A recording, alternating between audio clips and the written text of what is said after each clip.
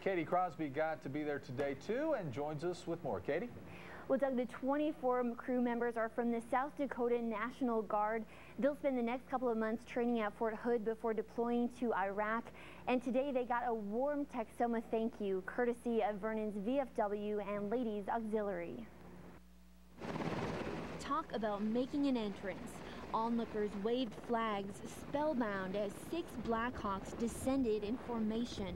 It was quite the experience to get to see them land. And John David Olson was checking cattle in Altus when he saw the Blackhawks overhead and peeled over to the Wilbarger County Airport to catch a glimpse. We decided to come out and show our support for the ladies and gentlemen that are about to take off for our country and shake their hand and tell them that they've done a great job. It means a lot to me just to see them. I lost my son in Vietnam, and just think that people supported him, and I want to support these boys. Gold Star mother Anna Gilmore says she'll never get over the death of her 19-year-old son, Eldon Wayne Moore. He was killed in action on April 1st, 1970, the day before her birthday. I have a boy that was with my son in Vietnam, and he come back, and for all these years he sends me flowers on Mother's Day. So, you know, I just have to keep up with them. I have to, because I love them all. These 24 soldiers are leaving their loved ones for the next year. We have a 1-year-old girl and 4-year-old son, and most of the people in our unit have families, so I got a little choked up. But the soldiers say they believe in their cause. They'll be working with medics in Iraq. If we can bring home, one soldier safe to his family, a father or a son of someone else, then our mission's been well worth it. They're just so kind, so sweet people. I hate to see them leave. It's like seeing my own son leave. Really, it is. And as the black choppers slowly faded out of sight, the soldiers knew they had the love and support of an army of Texomans. Staff Sergeant McCauley told us they like to think they're very good at what they do, so the sooner they get over to Iraq and help out and then get back home, the better. And get back home safely. Yes. All right, Katie, thank you. In about 4 months, a Texoma man will be featured on the History Channel's hit TV show, American Pickers. It's a show about junk collectors, and last week we told you how the show's hosts were looking for good picks on Highway 281 just outside the city limits. Katie Crosby met the collector today, and Katie, I understand that he doesn't really refer to it as picking. That's exactly right, Doug. John likes to refer to it as hunting for junk. He's actually known the hosts of American Pickers for years. He first met them at a swap meet in Iowa. And today, John showed us a little bit of his collection. I can look at some old rusty piece of junk like that little motor down there, and I go, oh, that's the motor out of a Whizzer. He's got gadgets and gizmos aplenty. He's got who's-its and what's-its galore. You want thingamabobs? He's got 20. Problem now is that some of this is getting a little overwhelming. But who cares? No big deal. Just the American Pickers. Oh, they were interested in several things up there. They were interested in that motor there and that motor down there and my Harley sign. We had a good time and joked and laughed, and just the whole thing was a pretty good time. Frank and Mike headed out to John Chadwell's Pickers Paradise last week. They wrote on the autograph that you drive a tough bargain, so what did they mean by that? Well, because I guess I was pretty hard on them, I guess. John says the Pickers were interested in many things he just didn't want to sell. The money didn't have anything to do with it. It's just if you sell it, then it's gone. You don't have it no more. The way I look at it, I got to have some good stuff to have something to look at. As it is, John has plenty to look at. Do you think you'll ever run out of room here? I already have. And more than enough for his 7 cats to admire. Come on, Mama. Do your cats like your junk? Well, yeah, they like my junk.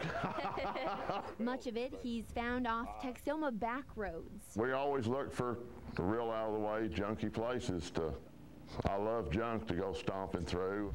Or he's saved from the junkyards. If this stuff could talk, it could really tell you a story, It all stems from a deep-seated passion for, well, junk. Me and my friend we call ourselves the junk junkies.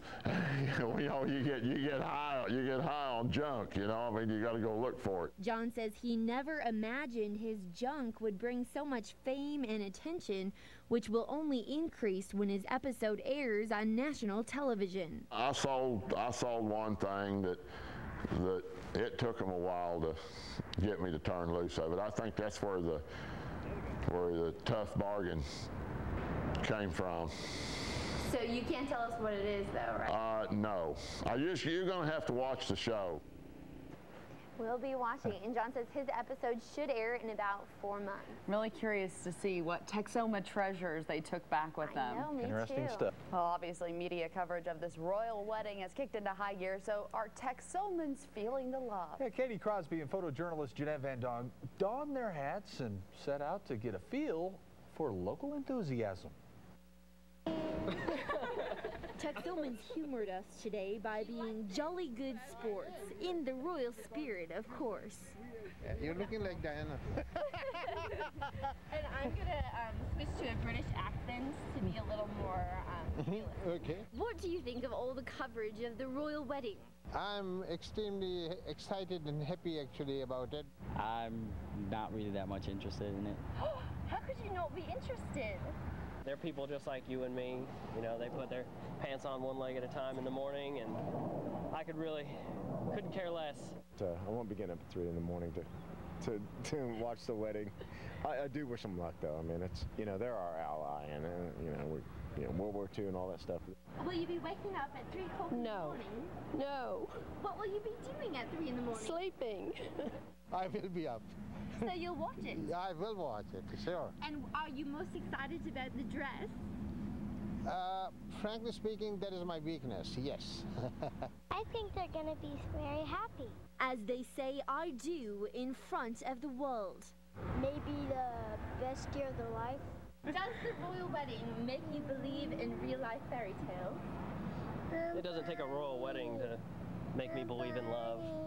But wearing that crown, doesn't it make you feel rather regal? No, I kind of feel awkward. Any words of 2011. advice for William and Kate as they proceed? Oh, geez, no. I mean, I didn't succeed in my marriage, so, but hopefully they will. Believe in each other, think good for each other, respect for each other, love your people. Just to love each other and care. Take care, because it will be hard. God bless America and God bless UK. And long live the Queen? And long live the Queen. Ah, love, 'tis a splendid thing, really. Of course, not all of us can travel to London to take part in the festivities. Somebody's got to hold down the fort here in Texoma. While we're here, all we can do is raise a toast to royal happiness and hope that someday our prince too shall come. Katie Crosby, KFDX 3 News. KFDX coverage of this royal event will begin at 3 a.m. and will continue throughout the morning. If you